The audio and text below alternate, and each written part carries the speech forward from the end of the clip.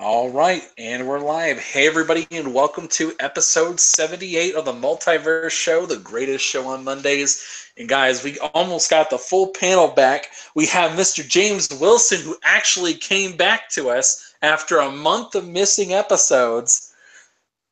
Jeez, finally, welcome back, James. Has it really been 4 straight episodes? Has it been a month?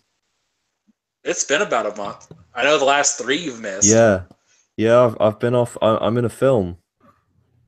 Which I absolutely cannot say what it is, because it would be a crime for me to tell you really what I'm doing at the moment. Nice. Now, will it also feature a abandoned redheaded stepchild, or will you be the only one in this picture, so we can easily pick you out? I don't know about abandoned, mate. I'm the one who can afford my own house after this, but there we go. All right. Nice. now you can be with Tom Holland. Now you both can brag about each other. Like, yeah. I was in a movie. So was I. Yeah. Me and Tommy Boy. Yep. All right. So we got a couple good stuff today, but first let's do our intros for our host this evening. We have the Titan of Texas, the voice of the people, Fame Entertainment.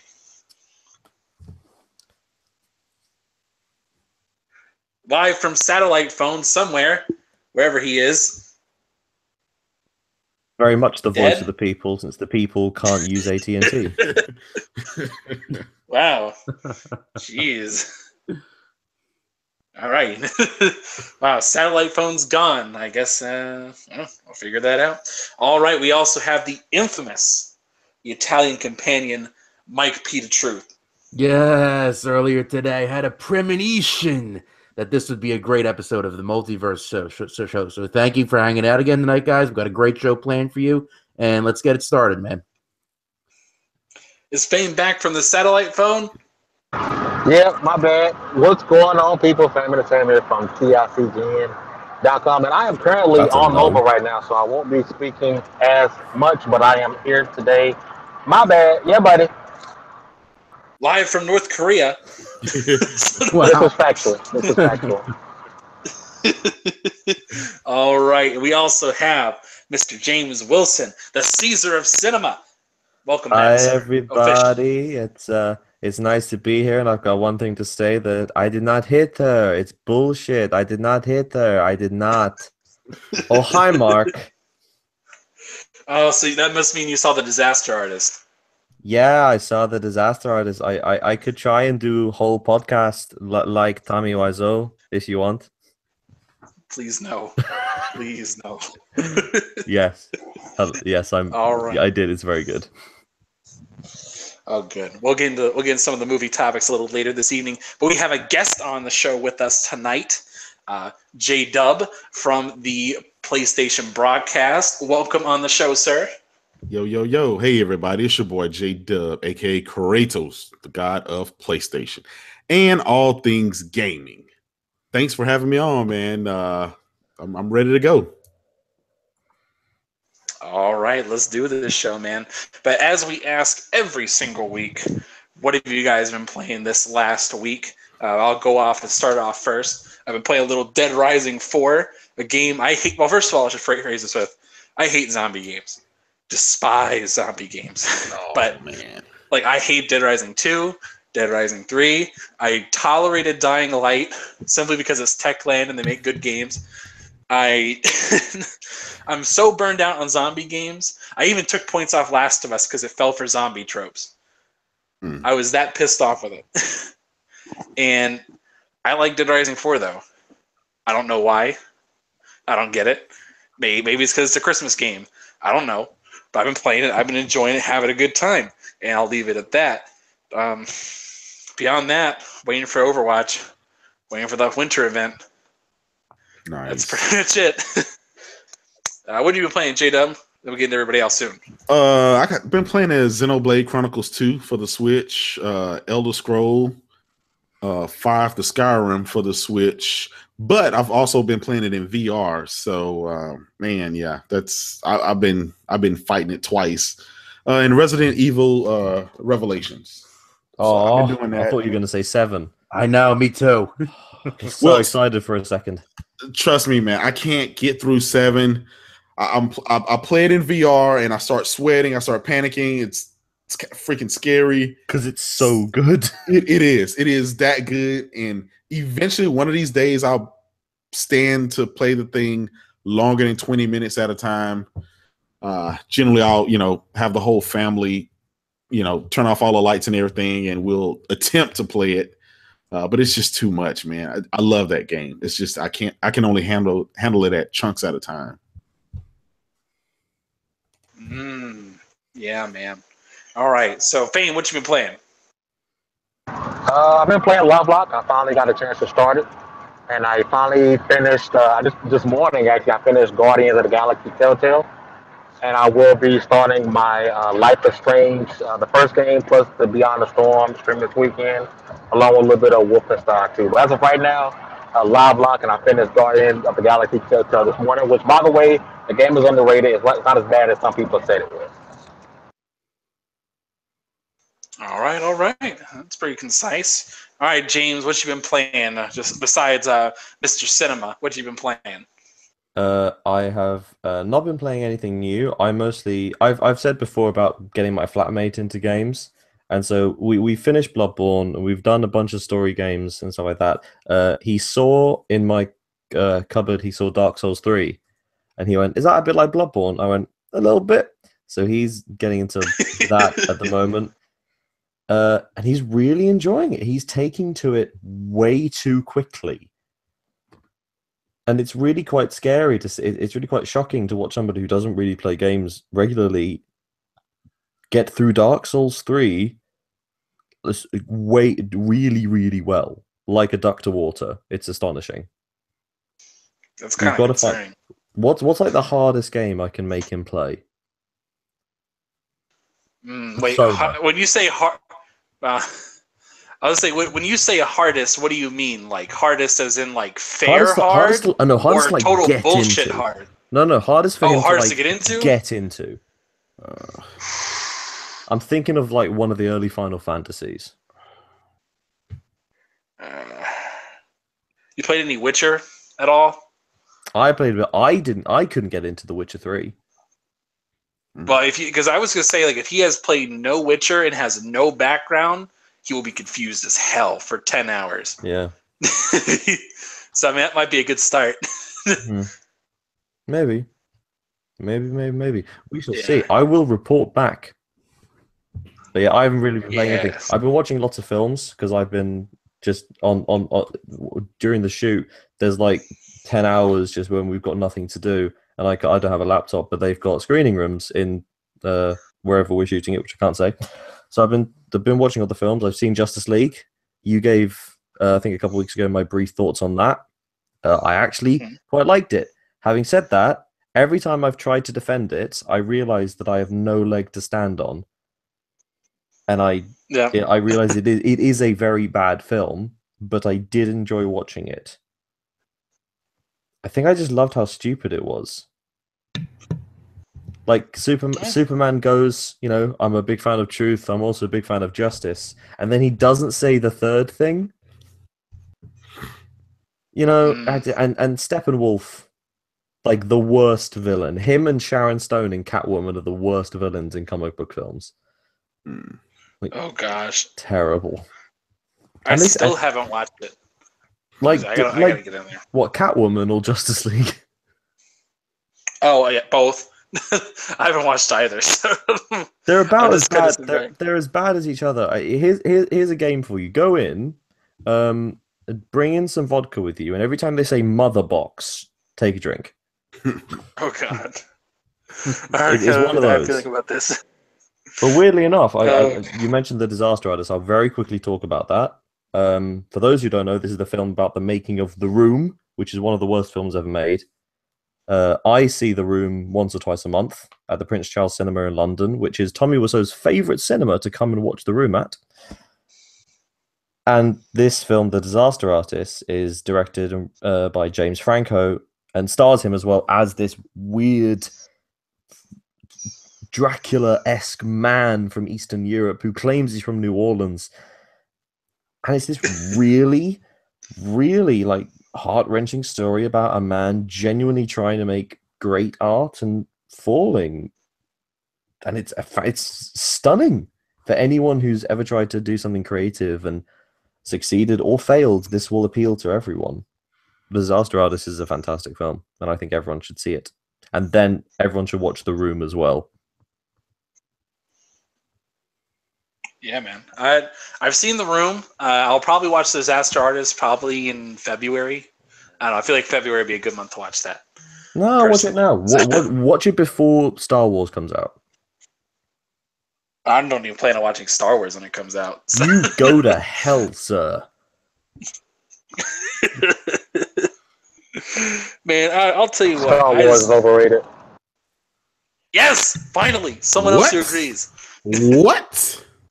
It's not the best thing in the world, but it is really good. Yeah. I don't think it's overrated. I'm just getting burned out on it because it's like one every year. It doesn't feel as special as it used to. Yeah, but you got to realize. Like, okay, when Force Awakens came out, I was like, okay, this is a cultural milestone. Like, this is important. Star Wars is a touchstone for our society, where everybody can put down our weapons and say, we'll watch Star Wars.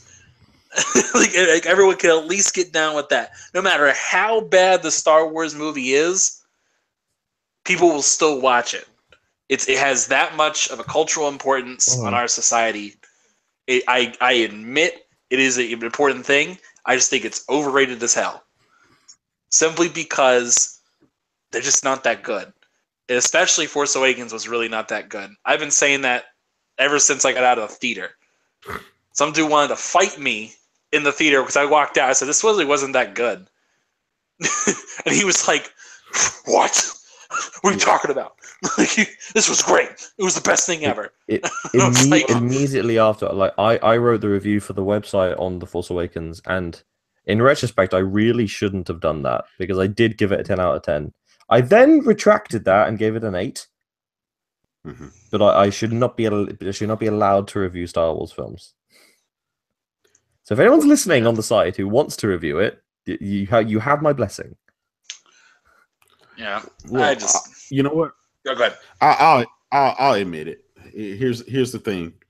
I'm a late bloomer when it comes to watching Star Wars. My first time watching Star Wars, even from the original, was literally about 2 years ago. What? That was my first time ever watching anything Star Wars. I've always been a Star Trek fan. Yeah, and it's like Star Trek fans and Star Wars fans do not get along at all. All right, Yes, but we're in the same boat then. We're in the same boat then. Yes. So Star Trek. Yes. So what I did before the Force Awakens came, I purchased the box set and I watched them in order one by one. And I wanted to slap myself because I felt like I've missed out on 20, 30 years worth of greatness, and I've missed out on it. And I'm just now, it's like I'm a baby to it, and now I can't get enough. So of course question. You said in order. You said in order. Which order? In order. Chronological or story? No. Okay, story. So okay, yeah, because it's not the original, and it's not in that order. So you have to watch like 3 or 4 films first, and then you go back to the original, and then the second, and then you start coming for it. So yeah, in the proper order. I've decided that is definitively the wrong way to watch it. Not because I'm a purist and I think you have to watch them in the order they released, because to get the twist at the end of The Empire Strikes Back, I'm not going to say what it is, just in case. It is revealed in 1, 2, and 3 what that is, and that great reveal is ruined. So I think you have to watch it 4, 5, 6, 1, 2, 3 just for that. Yeah, I could see that. That is the only reason that I say that. But if you've never watched any freaking Star Wars movie, like the way I binge watch, I mean, literally a complete weekend. Me and my kids, we sat down and we watched it, and then like our jaws were dropping. It was like we couldn't wait for the next film. I mean, we got to know the characters and what's going on. So, all right, fair enough. All right, before we get off the topic, Mike, what have you been playing? I've kind of been playing, like, going back and forth between kind of like my standard rotation, which is, Call of Duty World War II, Forza 7, and Madden. Still really enjoying those. In addition to that, I've been playing a little bit more of Super Mario Odyssey. I have that just about finished. And our Rainbow Six Siege Fridays, which has been awesome, to say the least. Really enjoying that game. Next few weeks, I'm kind of on my crunch. I told myself I was going to beat 20 games this year. I'm standing at 16 right now. So over the next few weeks, I'm going to be clearing out that backlog and trying to reach that 20 games. So, scrub. I'm already at 51 games right now. So yeah, I think I might be at like 5. Yeah. So. Well, and all right. Another thing I'll admit about that, since I play on PC and I play on Xbox and I play on the PlayStation and the Switch, I rotate like every hour. I'll just rotate systems just to get Yeah, but I've seen like 90 films, maybe more. You're a film watcher. Yeah. All right, so we had to get into some of our topics for tonight because before we get way off topic. So first off, on the docket we have for the evening, we have a particular little, how do I put this, kerfuffle maybe. So over the course of 2017 in particular, there's been this real big issue going back and forth with and gamers about difficulty. And like earlier this year, we had the whole story with Dean Takahashi and the Cuphead tutorial, which that blew up a little bigger than anyone expected. Then you have the whole situation with, we're going to call everything the Dark Souls of everything. Crash Bandicoot is the Dark Souls of platformers. Right. And just every little thing like that has been the whole shtick this whole year. So an article came out from Kotaku today, and this particular article was very interesting because it was going off about Wolfenstein 2 and their difficulty selection screen. And this particular author was going on about, games should not chastise you for choosing an easier difficulty. Now, we're not talking like, for those of you that don't know what this means, Wolfenstein 2, the whole id engine, Every Wolfenstein game, that whole family of games. Oh, everybody in that whole family of games, they make fun of you for choosing an easy difficulty. Like they call it, I think it's like "Don't hurt me" difficulty. Help me, daddy, something like that. Yeah. Yeah, this one was like, "Can I play daddy?" And it has like a little baby bonnet. It's like, oh god, like it's just a little joke, and you can play the game on that difficulty, whatever. So the reviewer saw that supposedly and looked at it and said, "I don't want to play like that. I'm not a baby." So he goes to like the medium difficulty, was like "Hurt me plenty" or "Bring on the pain" or something like that. That's a medium difficulty, and he was dying a lot, and he ended up bumping it down to the easiest difficulty and said, "Oh, now it was fun. It was a good time." He said, "But I didn't like being chastised by machine games for choosing an easier difficulty." So, like, what he was getting into is like he wanted things to be more geared towards kind of like how Witcher sets it up, where it's like I want the story or I want the difficulty that's like hard. It's a rigorous experience. Like he was looking more towards like difficulty settings should be like that instead of just calling it easy, medium, hard, whatever. And this was it's an interesting little article, and it caused a little bit of a firestorm around it. I kind of want to get your impressions on this. Do you think that this is an issue in the first place, and where do you kind of sit on this? We'll start with our guest. Okay. Let's start with our guest first. He's showed up. So, Jada, what do you think about this? I think it's crazy, man. these guys, you know what? They really frustrate me, and it's because you'll swear a lot of these guys they've never played a game in their life. Here's the thing, okay? I remember playing Wolfenstein back when I was a little kid, playing it on a freaking computer. And you had the same freaking difficulty. It said the same exact stuff. It was the same thing. So it's like, come on, get with the times, get it over. I mean, it's not a big deal. I think they're just. I just feel like a lot of these publications, they want to whine and complain about something, and the stuff that they could have a valid point about, they don't even argue about it. They don't even bring it up. I'm not going to get on South Park, Fractured, but Whole. I mean, there's a bunch of stuff that those guys could go on about that game, but they didn't even bring that up. They're focusing on because they want to be scrubs and play the easiest setting, and they're getting mad because it says it's basically the easiest setting. I don't know, man. I just think it's nothing to do about nothing. They're just looking for something to complain about. Mm-hmm. However, I am personally offended, outraged, and I'm mad as hell that anyone will be criticized for wanting to play a game on an easy difficulty.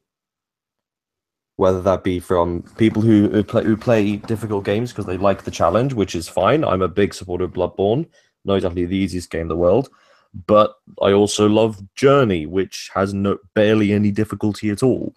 You can like both things, and I think everyone agrees with that. But why does it have to be the images of a man of emasculating somebody?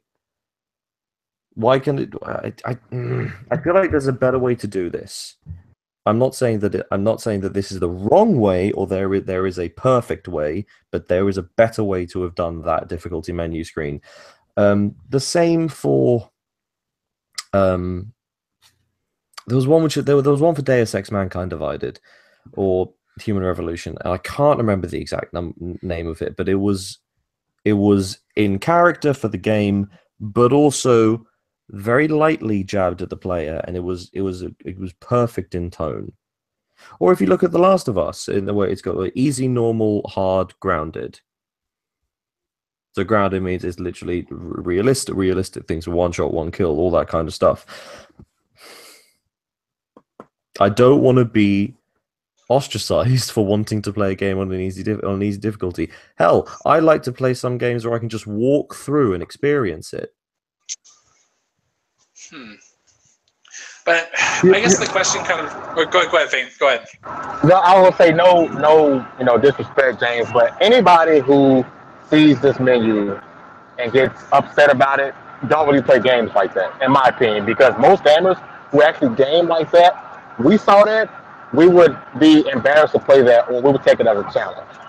So I just don't see the big deal is. Number two, one of my favorite followers on Twitter is Arsenal. Arsenal's a really, really cool dude.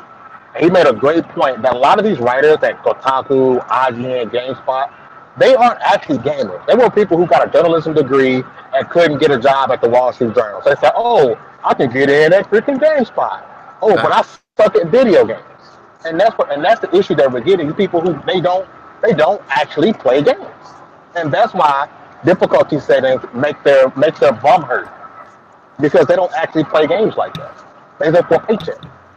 Exactly. Right. I don't want to be a part of that conversation. I know a bunch of people who work at those websites who we meet up, and the only thing we talk about is games because we love video games. To say that people who write reviews for game sites don't play games is basically saying that I don't watch films. But what gamer sees a difficulty setting and it's like, oh my god, this is wrong, or gets the cuphead like, you know what, this is not right because the game didn't tell me I should press over and Y. The game is telling me I should press over and Y when I jump. Well, listen, if a developer wants a game to be played a very specific way, why bother with difficulty settings at all? Why not just have it as one thing, like Cuphead, for example? But no one said that developers wanted that way. But what I'm saying is, why complain about something that you don't even have to do? Why complain about it? You're complaining because you want to complain. I think there's just a better way to do it. I don't think you have to outwardly criticize somebody for wanting to play a game on an easier difficulty level to have a good time as opposed to a stressful time. But I'm just wondering how is it criticizing? Well, it's saying this is outwardly saying if you want to play this game on the easiest level, then you are a child, you are a baby, and you will not enjoy this. What it looks like to me is okay. Here's our easiest setting. If you want to play it, you have the option of playing it this way. That's what I'm Why saying. not, why not just say very easy? Why does it have to say, "Can I play, Daddy"? Well, here's the thing: a game like Wolfenstein, no kid should be playing that game anyway. So this isn't a game for adults, for grown people. And whether you watch a movie, whether you listen to a song, or whether you play a game, there's a certain maturity level comes with certain things. And if them mocking fun or having fun with something, such as a difficulty setting, again, I keep going back to South Park. It's a comical game, and if you think Wolfenstein's menu selection for difficulty is a big deal, don't dare pop that disc of South Park Fractured But Whole into your PlayStation or your Xbox, because I mean you're gonna go off the rails. I just see, again, I don't think it's a big deal. It's not like you beat the game and then you get a trophy and the trophy is teasing you. It says this guy beat the game on easy. What a chump, or something like that. That's not what's happening. It's making fun. I don't know. Again, when I look at it, I just see it as something that has always been there. Again, I've played the original Wolfenstein, and it was there. So for someone to play it today in this day and age and complain about it, it's like, where were you the last 30 years? Well, how can you play a game that drops the N word and it's very, very controversial, and that's not what you complain about? You complain about a menu setting. It's kind of silly. And like J Dub says, why complain about it now? And this has been about the game since its existence. Why complain about it now? Because you want something to complain about. Because it's been like this. Why not complain about it from the other games? Why now? Why now? I want to get Mike in on this. What are your thoughts about this, Mike? I mean, my whole feeling as far as difficulty in general, I don't have an issue if anybody wants to play a game on the easiest difficulty setting, right? Because at the end of the day, we play games for enjoyment, and I think as a gamer, you should play the game on whatever difficulty setting is going to give you the most enjoyment. Like, I've played games on easy. I'm playing Wolfenstein: The New Order on the easiest difficulty setting right now because I want to just get through the story. And I'm enjoying it. And just like with Wolfenstein 2, it's the same thing. It says, "Can I play Daddy?" or whatever it says. And BJ's wearing the bonnet and he's got a pacifier in his mouth. And you know what I did? I figured, you know what? All they're doing is poking fun. And I'm just going to continue to play the game. And I'm not going to lose any sleep over it, let alone write an entire article about a difficulty selection. It just all comes off as making a mountain out of a molehill of nothing for me. Like, I don't think it was necessary at all to call this particular thing out, especially like J-Dub and Fame said, this has been going on for years in all of the games in that series. So, yeah, I agree. I kind of sit on this as like, I don't take it personal. Like, I as a general philosophy, if I always sat down and say, when I play a game, my first playthrough, I'm playing on normal difficulty, or whatever's the closest to normal. Namely because I want to get the experience the developer made. I want to say, okay, this is the way they intended for the game to be played. And the level of difficulty I'm going to encounter is what they thought was an adequate level of difficulty. And at least on my first playthrough, that's how I normally play games. And like, yeah, they're trying to make you feel like they're trying to kind of entice you to play at a harder difficulty. But I mean, with Bethesda games in particular, you could flip it immediately. You can flip it immediately and change the difficulty on the fly. You don't have to start all over again. And so at least that's how Bethesda games are set up. Other than that, I mean, I look at it as it's kind of a non-issue. At the same time, like I get where they're coming from. Like I might enjoy that if it was something like if games in general, maybe not in this case. I'm not going to mandate that everybody has to have difficulty settings like this, but I would say like if you had one that was I'm here for the story, I'm here for a challenge, and I'm here for the core experience. If it was something like that, and they maybe kind of worded it that way, I think it'd be fine. In general, though, not in every case. Like if a developer decides this is how we're going to do this, that's fine. Like I said, I'm not going to take issue at least with with machine games trying to goad you into playing into a higher difficulty. I think one thing with difficulty settings, though, and maybe this is on the developers, is I'm fine with the difficulty settings as they are, like Wolfenstein, for example. It doesn't bother me.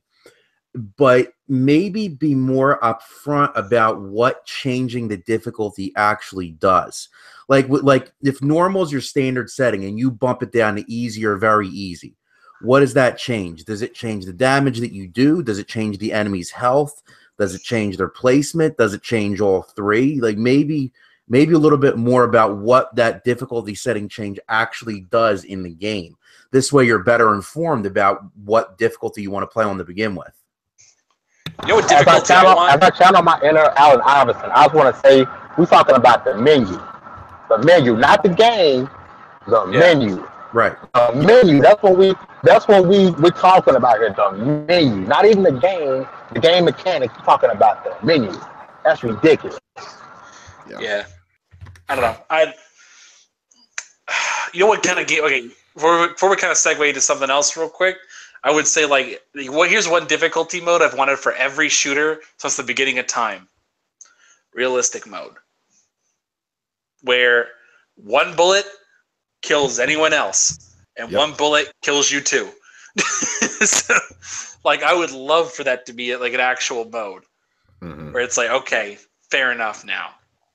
Because I hate what a lot of the games do when it comes to difficulty is they either just increase the enemies throwing at you, or they just make them more meat shields.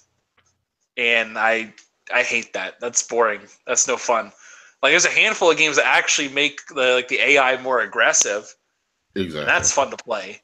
But I would also like a mode where it's just okay, you're like everybody else. If we were saying this is Wolfenstein, maybe have it you have to take 3 hits to die, or maybe 4 hits, but that's it. You're very easy to kill. You got 200 armor, poof, poof, 2 shots gone. Exactly. Something like that. That would be fun to play for me. I would enjoy a game like that. But that's my kind of thing. Not too deep, but doesn't Rainbow Siege sort of do that? There's no really no recovering health, anything like that. You gotta just go with the health that you have, and it doesn't take very many hits to die in that game. Yeah. Yeah, the time to kill is fast. What I've always wanted was a game, especially an actual game that would actually sit down and say, okay, someone shot off your foot, but your hands still work. You might bleed out, but oh no, I can't stand up, but I can crawl over and still shoot for at least a good 2 minutes. I think you'll find that game is Resident Evil 7. Yeah. Yeah. Soldier of Fortune back in the day too. Ooh. Yeah. I don't know. I've always wanted it that way too. They're playing Call of Duty or something. They shot your left arm. You just switch the gun to your right arm and say, "Let's go," and you just move on like that. But that would be something I would like to do in some sort of game. But all right, moving on to another topic for the evening. Pulling up one of the things here. All right. You guys enjoying this incredibly slick podcast? Yeah. Like, comment, and subscribe if you enjoy it. Anchor just hoping I don't drop the F-bomb. We know it's an inevitability. Undead used ours last time, so. Well, I can't because I'm at work, so I'm actually gotta act right. You have to follow it. So, Other topic for the evening, we got a couple trailers coming out. First up, we actually have one coming out on Thursday for the new Jurassic World Park movie. What's it called? Anyone knows what it's called? I don't remember. Kingdom. Fallen Kingdom. World premiere. Oh. Console launch exclusive. I don't care. I hated Jurassic World. I hate everything it stands for. It was pretty bad. It really I will was say terrible. This film is being directed by J.A. Bayona, who directed A Monster Calls and Mama. So this is a crazy director choice. So I will watch it with my mind as open as I can. But I still think this film will make loads of money, and we'll all go, "Why did we go see that?" I think a lot of people asked that the last time. The last Jurassic World. God, that film made so much money. The last Jurassic World. Yeah, I remember. Hey, sorry to cut you off, but I'm sorry to cut you off. But I actually have to go. I didn't want to just leave without saying goodbye. But you guys enjoy the rest of the show, man. Thank you guys for who are watching. Thank you for watching, and you guys take it easy. All right, man. See you, Take man. care. So yeah, I remember I was watching Jurassic World. We had these kids in front of us. I can't stand children at movies anymore. I can't because it was such a long time because I had not gone to a movie with children in so long.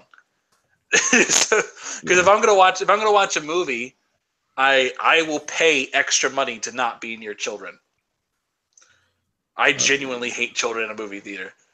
Like there's two instances. So one was the Jurassic World. These kids were throwing popcorn in front of me. I was like, I can't stand this. I would have left.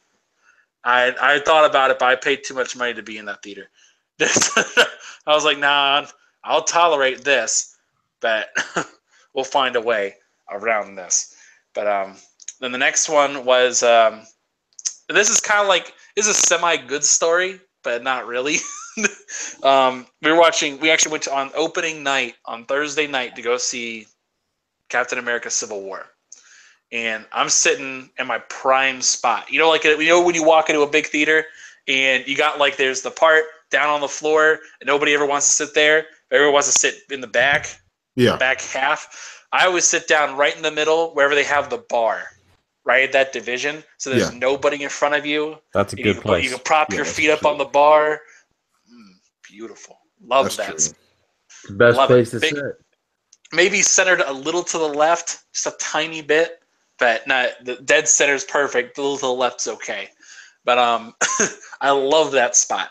That's my favorite key spot because I'm also like a higher torso, so I have the perfect viewing angle. So I love sitting in that spot. And so I remember the theater's packed on a Thursday night, and school's still in session. People are bringing their kids to come see Captain America: Civil War. We're at the part right at the right at the airport fight scene, and I smelled something. I was like, no. I'm like, what is that? And so I heard this kid saying, I have to go to the bathroom. Oh no. And so the dad's like, okay, I'll take you. And he's like, but the kid's like, but I don't want to miss this. Kid literally pooped himself in the theater and could not leave because he wanted to watch that scene so bad.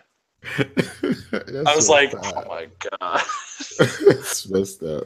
From now on, I pay $13 just to not deal with that. I'll go sit in the luxury seats with a recliner and beer service. Mm-hmm. I'll pay that money just so I don't deal with children because you have to be 21 to go to that theater. So I'm good. We're fine. So it's at least the kid got to watch the show. maybe it was worth it. Maybe. All right. So other than that, we have a Infinity War trailer. Right, okay, I gotta get this out of the way. Right. Everyone in the world loves this. Yes. I don't love this trailer. But let me explain myself. Is this punishment for us saying we didn't like Star Wars? No, not at all. I love the Marvel films. I really, really love them. They're great fun. They're all fantastic. Even The Incredible Hulk is better than a lot of films. There isn't a Marvel film where I'd go, that's really bad. This trailer for me felt lazy. It felt like a fan edit of just a bunch of random clips. Now, I'm sure that when the film comes out, this will all make perfect sense. But right now, for me, that trailer didn't excite me. You know what did excite me? The trailer for the trailer. Which, on a side note, can we stop doing that? Can we start having trailers for trailers? That's just we're getting too far now. I think they're called teaser trailers. No. A teaser trailer is a trailer that is the film. I'm talking about the trailer for the trailer, where Marvel released a footage of people reacting to other Marvel films. Yeah, like that was great. That got me more excited for Infinity War than the Infinity War trailer. I'm prepared to be a minority in this situation, and I know I am. Mm-hmm. I mean, but in general, Thanos looked weak. We've seen Thanos how many? 4 or 5 times? About 4. Why is the time when he's actually in a film properly? Why does he look the worst? How is that possible? Was it because he wasn't the right shade of purple for you? I've never read the comics. I don't know. He could be blue in the comics for all I know. But he looks more realistic in Guardians. I think it might be the crown thing. He looks like a purple thumb. Mm-hmm. A purple thumb with chins. And he's always looked like a purple thumb with chins. Does he? I don't know. This is the thing. I don't know.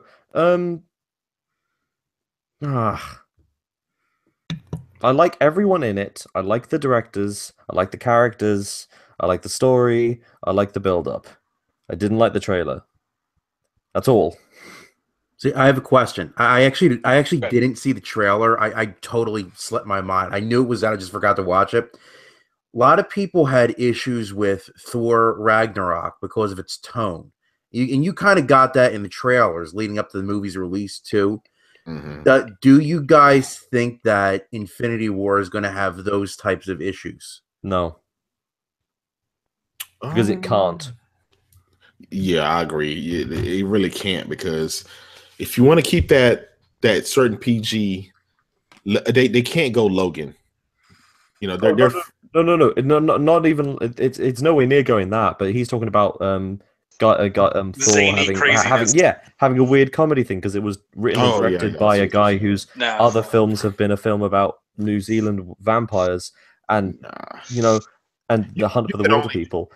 You could only do that in the Thor movie. You can't. This is an Avengers film. And the big issue, the big issue with that one was because Thor had like I wouldn't call them misfires, but they didn't really connect with audiences the first 2 films, and so this was them trying to be like, okay, we figured that out already. We'll kind of work around that.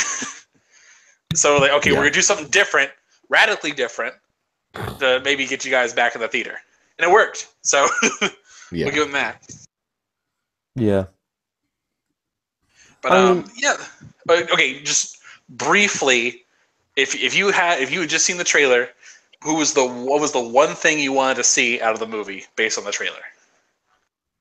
Oh God.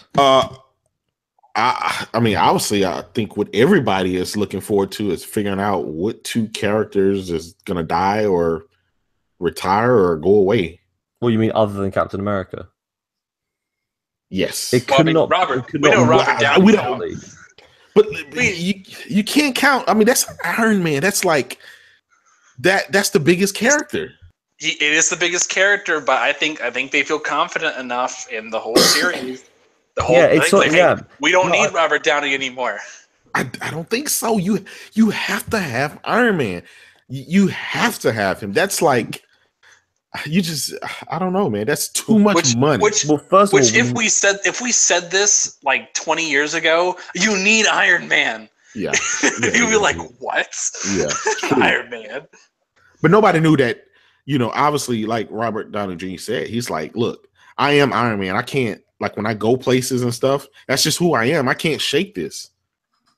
This guy is not even, I mean, he's Iron Man. He's not Robert Downey Jr. But Chris Evans is Chris Evans. He isn't so tied to Captain America because True. he does loads of other I things. don't know about that, actually. I agree. I agree with that. And also, here's the thing: Chris Evans really doesn't like being Captain America anymore, and he's gone on record multiple times saying this. Wow. I think if two people got to go, it might be those two. Simply because I think Chris Hemsworth is be like, okay, just when you need a Thor cameo, I'll be there. Just let me know. I'll collect my check on the door. I think it's going to be quite a number of people dead at the end of this. I think Vision 100%. Vision. Yeah, Vision's dead. Well, we didn't see Hawkeye in the trailer. Exactly. Yeah, I didn't see Hawkeye in the trailer. Yeah, because I don't think he's going to die because he is the emotional center of the Avengers. That's real. Yeah, and the only thing about it though is like this is the part that I think about is I walk out of it like, okay, Downey's gone because his contract's up. Disney's not going to keep paying this money for this man just to sit around in the background. And they already completed his story arc back in Iron Man 3. He was done. And they just been kind of like pushing him out. And it's like, okay, he doesn't really have anything to offer anymore. Like it's going too far. And like Cap could be gone too. Simply because Chris Evans wants out.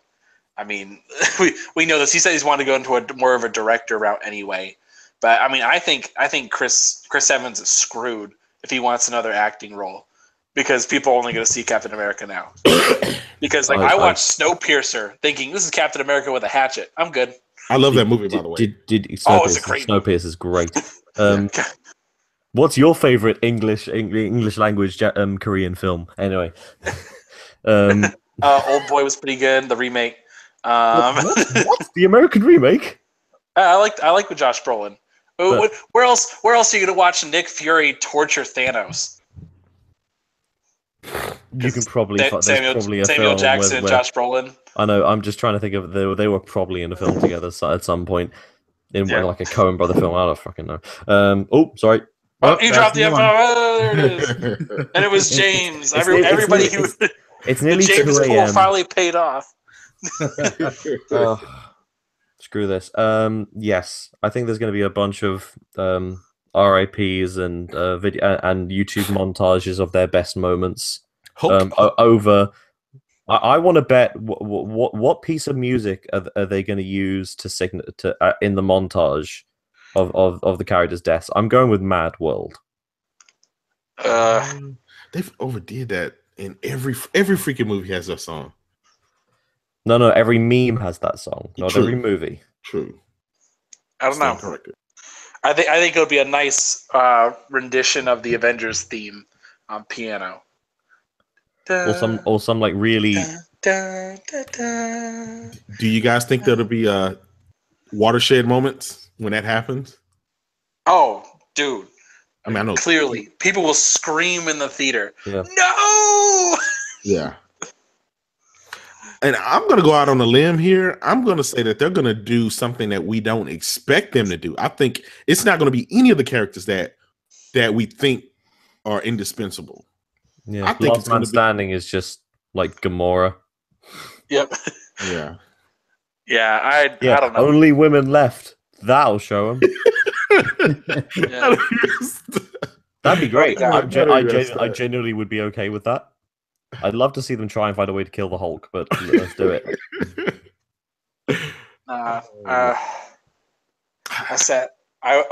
Here's the thing I want to see, and we'll kind of move on from this because we got other things to talk about. But what I want to see more than anything else, I want to see my theory about the Soul Gem come to reality. What do you think it is? I think it's in Wakanda. Well, I've said this back since Civil War. So my whole thing was if you watch Civil War, there's a scene where Black Widow's talking to T'Challa before he takes up the Black Panther mantle, and they're talking about their view of the afterlife, and they're saying there's a land where all the Wakandan kings and they go and they're running free, and they basically just kind of say that it's just like a separate area. Like a legitimate afterlife. And like Black Widow said, oh, that's so peaceful. And like T'Challa's like, Yeah.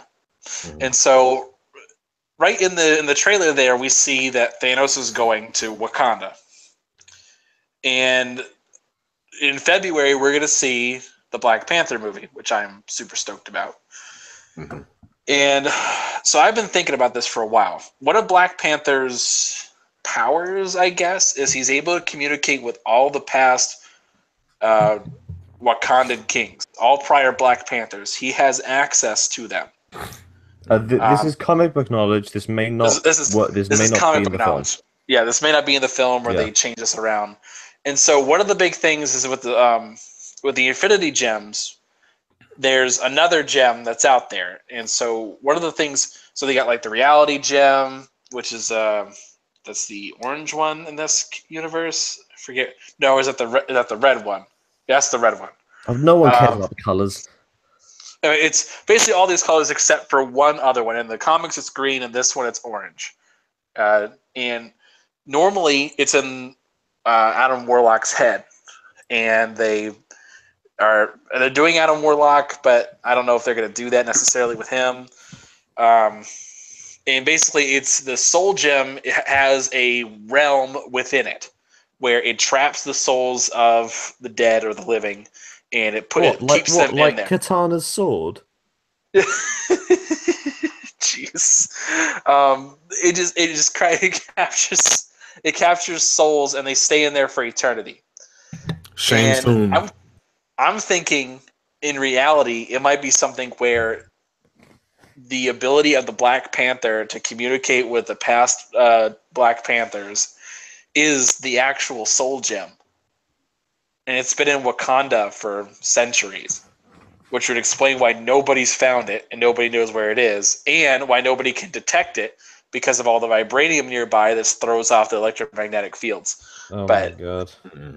Yeah, I mean, that's what I would think it is. And so the fact that they're going to Wakanda, I'm like, You're so overthinking this. You know it's going to be like the prize jewel that's in a staff of someone important.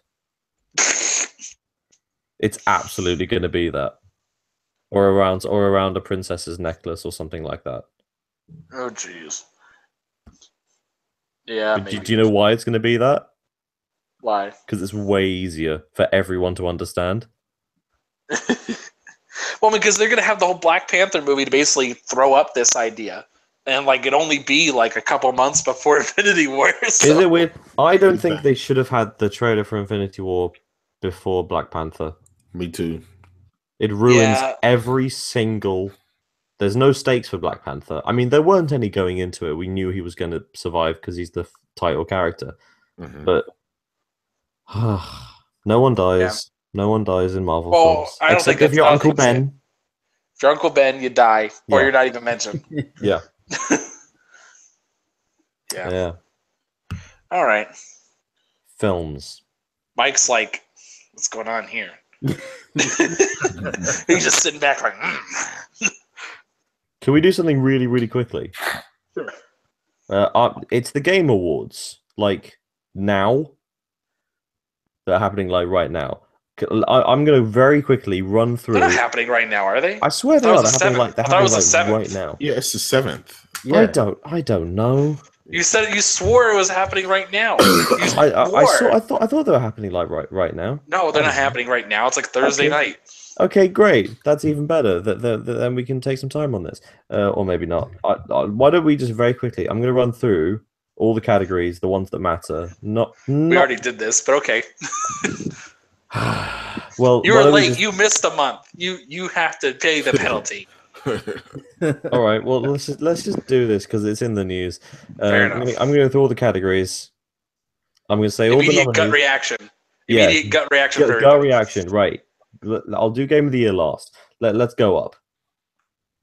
Okay. Oh god, there's so many. To clarify, Yeah. To clarify about this. Yes. Are we doing what we think will win or what we think should win? What we think will win. What we think will win. Okay. Yes. Okay. Best debut indie game. The nominees are Slime Rancher, Mr. Shifty, Hollow Knight, Cuphead, and Golf Story. Cuphead. It's Cuphead. There's no other way. If it isn't Cuphead, well Who done. said everyone Mr. else. Shifty? I did. I love that game, man. I have it on the Switch. I'll tell you something. I've been watching someone play check that Golf out. Story. A lot of people like Golf Story. Mm. All right. Right, Go. it's sort of Cuphead. Best esports teams. That's not real. No one cares. I'm sorry. I'll mention you. Team Liquid, SK Telecom 1, Lunatic High, FaZe Clan, but they're with the capital Z because they're cool, and Cloud9. Probably Cloud9. Well done, them. I don't care. Best esports game, Rocket League. That's still there. Wow. League of Legends, Dota 2, CS:GO, and Overwatch. Overwatch. I think Dota. Because why not? God damn it. There's so many characters in there. Best student game. Right, full disclosure, I know the team developing one of these games, so I will not answer. They are Meaning, Level Squared, Impulsion, Falling Sky, well done, Jonathan, Hollowed, and From Light. Anyone knows any of these? Nope. Moving on. I'm going to go for Falling Sky because my friends made it. Best indie game. It's a tough one. Best indie game. We already know what this is between. It's gonna be between Cuphead, What Remains of Edith Finch. We already know this. Yes. Oh God, that's tough. I'm probably gonna lean more towards Cuphead. I think will win. Simply because when Cuphead came out, it launched like a whole movement. Everybody was making deviant art and stuff. Like I think it just has a better chance of winning. Although I think Edith Finch should win. I completely cut out. I didn't hear any of that. I agree with that too. I mean, Edith Finch is in one of my top 3 games of the year, but yeah. I think Cuphead probably will win. Yeah, I think Cuphead or Hellblade. I forgot about Hellblade. That's a good one. Forgot about that. Is Hellblade an indie game though? That Is it was my really an question. indie game? Before my I mic wouldn't cut call out, it. that was my question. Was like, should it be in the independent game section? I don't think so. Because it's not Ninja really Theory? independent though. Ninja Theory has been around though. Yeah. I will say that the this is for outstanding creative and technical achievement in a game made outside the traditional publisher system. So I guess PUBG should be in there too, right? That's not traditional. That's true. That's very true. The PUBG should be here. There's a lot of but that things game, that aren't but that game is traditional. still a beta. It's not. I mean, That's true. The But rest it's of the also up game for Game of the Year. What's your point? Again, that's proven my point even further. Like that is why PUBG should not win, is because it's a beta. It's not even a full release game yet. And if that's the case, I mean, why even finish a game? Just everybody's just give us a bunch of betas and call it a day. I already told you loot boxes. I'm winning 2018's Game of the Year. I'm just gonna have a storyboard concept. I'm just gonna win. Well, Exactly. speaking of this, It's called Supreme, and it's any game you want it to be. Yep. That's it. Just imagine it. That's what it is. Well, speaking of games that everyone wants to be something, most anticipated game presented by McCafe. Uh-oh. Oh boy. Can I just say, very quick side note, in Australia, so like McDonald's is marketed as a cafe that also has a fast food restaurant. It's a weird other way around. Anyway, so the nominees are Red Dead Redemption 2, Monster Hunter World, Marvel's Spider-Man. I didn't know that's the actual title, Marvel's Spider-Man. Yeah, I don't think they even know what it's called. Yeah, that's a stupid title. God of War and the winner, which is The Last of Us Part 2. Yep. All these Sony games. Yeah. I mean, it's going to be The Last of Us, isn't it? Yeah. It's I going think- to be The Last of Us. I don't know. I think it's going to come It's- out next year. That No. any one it's of these not. games could be it, but I Jeez. feel like it could be Red Dead. Here's a I don't- question. I don't Which think one- Red Dead because they haven't shown much of it. This is Yeah, the Doesn't first matter. they time. haven't. It's Rockstar. It's really No one cares. anticipated. No one has standards when it comes to Rockstar. Yeah, but it's not Grand Theft Auto. Here's the Doesn't matter. yeah, but dude, Grand Theft Auto was built on Red Dead Redemption. No, yeah. Wait, let me phrase that. Reverse. Let me say, Reverse. Grand Theft Auto 5 was built on the engine of Red Dead Redemption. That's what I meant to say. Okay. Yeah. I will say, which of these games do we think is going to be the most disappointing, and why is it Spider-Man? Oh no! I don't think so. I think. Well, here's the thing: The Last of Us is going to be The Last of Us Part 2. Red Dead Redemption is going to be Red Dead Redemption Part 2. Monster Hunter is Monster Hunter. It doesn't change. God of War is going to be more fighting. Marvel Spider-Man, it can be anything, and it will disappoint. But we've seen it. We've seen actual gameplay, so we know. We haven't. We've seen a very well orchestrated set piece. We haven't seen gameplay. We've talked about this before. No, there's been gameplay. It's been like 15 minutes of gameplay that's come out. Oh, really? Man, I really have been away. You're really out. Yeah. Right, moving on. Best multiplayer. Fortnite, which is spelt wrong. No. We'll get past that. Splatoon 2. No, Mario Kart 8 Deluxe. How the hell Maybe. is that be allowed to be nominated? A re-release of a game from last year. That's sad. Okay, Destiny 2, Call of Duty World War 2, and PUBG. Obviously, it's going to be PUBG. PUBG. It changed too much. Everyone's copying it right now. So yeah, it's. I'm gonna go for Destiny. No way. I don't think that. I don't play Destiny, but I don't know anyone. They broke the rules for. There he goes. Yeah. They broke the rules for PUBG. It's not going away empty-handed. It's taking everything with it. It's just not going to happen. All right, and we'll kind of wrap this up here since James is gone. Game of the year, I believe if I remember correctly, it's PUBG, Horizon Zero Dawn, Persona 5. Yep. And what else is there? Zelda. Something else. This Zelda is and not Mario my Odyssey. Day today, Mario. boys. Hello. Wait. Yeah. Don't move on without me. This is my segment. We're already doing Game of the Year. We're already doing Game of the Year. You're too late. God damn it! But wait. Okay, we'll move past fighting and RP. We'll move past the genre games because fair enough. No one cares about them. Yeah. Wait, did you already say the nominees? Wait, can we do best performance? All right, fine. Best performance first. Right, Ashley Birch, Horizon Zero Dawn as Aloy, Brian Bloom as BJ Blazkowicz from Wolfenstein, Laura Bailey, Uncharted as Nadine, and Claudia Black for Uncharted as Chloe. Oh no, and Melina Jurgens for Hellblade as Senua. It's between Brian Bloom and Senua. It's between those two because BJ Blazkowicz's voice acting was just excellent. I think it's going to be Senua or Chloe. Everyone loves Chloe. I don't know. That's a tough one. Chloe's okay. Can I just? I just realized something. Oh no, I was about to say something really intelligent, and then I turned out that it was wrong. So I will not say it. Best audio design. Mario Odyssey, Zelda, Destiny, Hellblade, Resident Evil. It's Resident Evil because it's the best. I care, and I'm here. So there we go. I'm James Sterling Wilson. God damn it! Can we do best narrative? Because that really matters to me. Best narrative and Game of the Year. We gotta get out of here. Nier, Hellblade, Wolfenstein, Horizon, Edith Finch. Edith Finch. No. We want it to win. But you know what? It does have the best narrative. It does have the best narrative. I don't know because dude, out of those, Edith Finch will probably win. Edith Finch will probably win out of the group there. The only thing is, like, I see it as it's a 2-hour game that's just a collection of short stories. But here's the thing, mate. If the Lewis segment alone could win the best narrative. Yeah, I don't know. Wolfenstein's that good, though. Like, it's one continuous 15-hour narrative. I can see Nier maybe being an outside chance for this because of all the different storylines in it.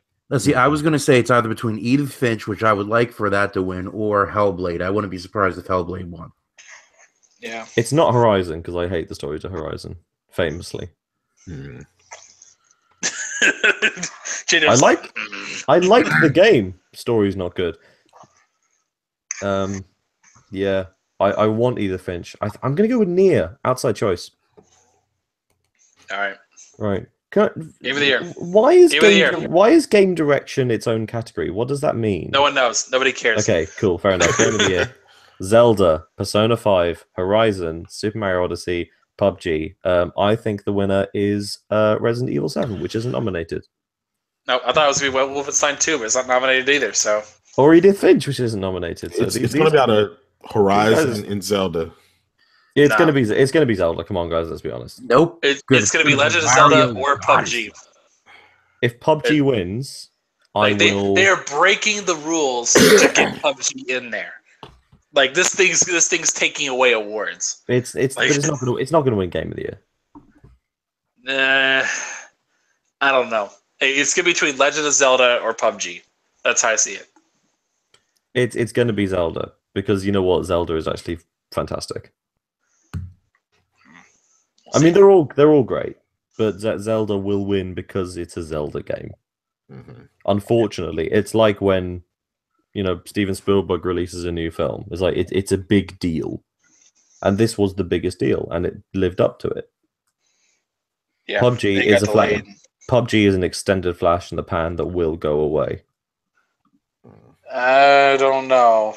I mean, PUBG may feign in terms of popularity, but its impact will be felt for the next 5 years. Yes, in the same way as with CS:GO and TF2. I think of it this way: like traditionally, whatever's game of the year, like pushes whatever like the next 4 games are going to be, the next big games. Like GTA 5 wins, and suddenly we got a bunch more open world games. Walking Dead wins. I got a bunch of new episodic games coming forward. Yep.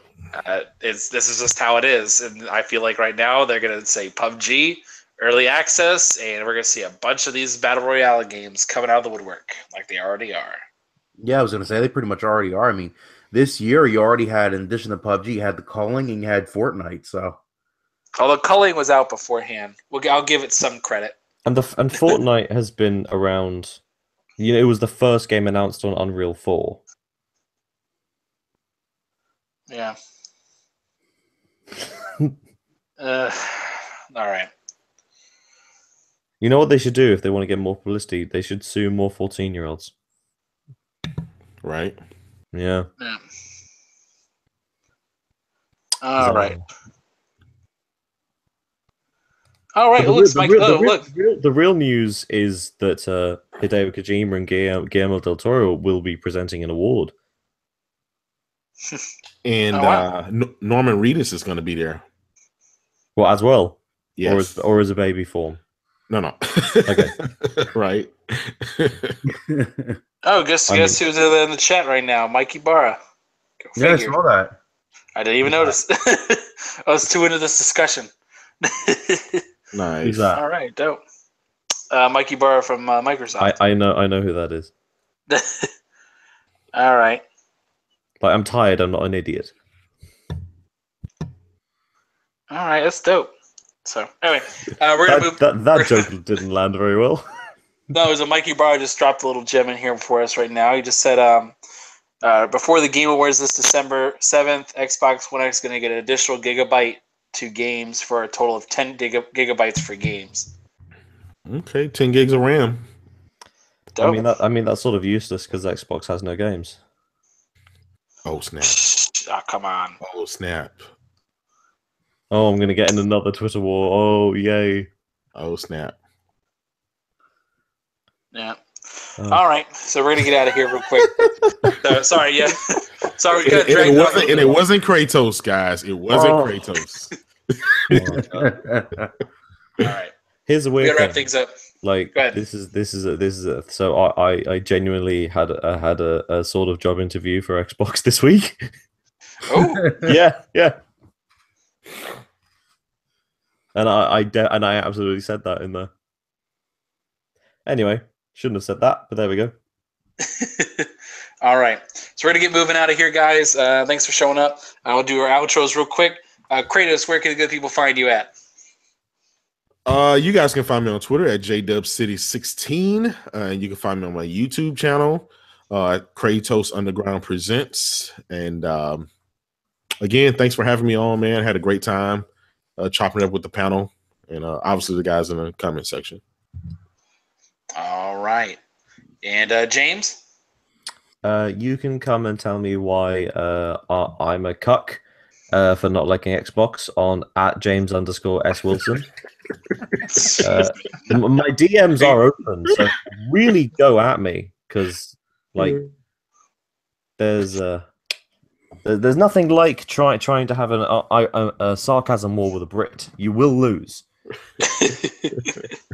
All right. Yeah. That again is @James_S Wilson. All right. All right. So, Mike. All right, guys. Thank you for tuning in for another wonderful episode of the Multiverse Show. You could find me on the Inner Circle at ticgn.com. Also on Xbox, PlayStation, Switch, YouTube, basically wherever at Mike P. The Truth. All right. And I'm Anchorman V2. You guys know where to find me. Next week, we're going to be doing the Game of the Year episode. We'll kind of get into how we're going to do that as usual. Just kind of running over some of the basic stuff. Game of the Year, how we handle things is each person on the panel will be nominating 3 games they think should be Game of the Year. We'll compile the list, and we will argue in front of everyone and rank each game. Can I nominate Tetris 3 times? No. Okay. It had to come out this year for the first time, so no. You're like 20 years too late. Because like there's this game Tetris, right? And it's really good. Have you guys played it? Yes. Great. Great. Game of the Year every year. All right. So we'll do that next week, and then that'll be our final episode for the year of 2017. Pretty good year overall. But maybe there might be a special coming out. No, the special we're doing that's coming out is the Community Game Awards that we're doing the next week. But that's it. Those are our finals. Don't rain on my parade. I'm organizing something. Yes, I'm raining on everyone's parade. We got to get out of here, man. So, anyway, guys, we're gonna wrap things up. Thanks, guys, for showing up, and we will get out of here. Thank you, guys, and peace. Yeah, buddy.